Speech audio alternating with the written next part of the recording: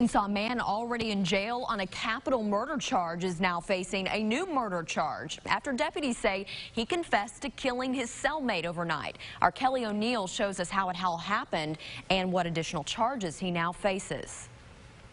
It's a tragedy.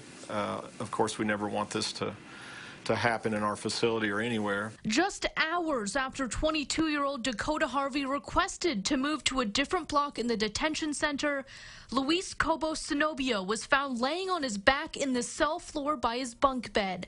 He was given CPR immediately but didn't survive. Mr. Harvey had requested a transfer into that block where there was less crowding and he knew some of the people there, that kind of a thing. And I think that he had mentioned to our deputies that he was under at least a perceived threat from some of his block mates for his alleged murder. Cobo-Cenobio died by strangulation, Harvey telling a deputy that he killed him because Cobo-Cenobio wanted him to do it.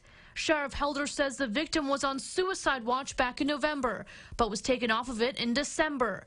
And the two had known each other prior, but had no history of violence, aggravation, or not getting along. And we did background checks. There were no indicators that this guy was going to do what he did. Sheriff Helder tells us that Harvey was moved from the T block, which was severely overcrowded, over to the R block with lockdown cells that was still overcrowded, but had a little bit more space. It's unusual to me that in a prison jail setting, if somebody wants to go somewhere particular, you start thinking, maybe there's something up. Justice of the Peace Eva Madison says she was shocked to hear this happened in Washington County, hoping the county can take a hard look at the criminal justice system. I think we need to be focusing on ways to get people through that pretrial process much quicker. Harvey is now being held in isolation and is being charged with capital murder.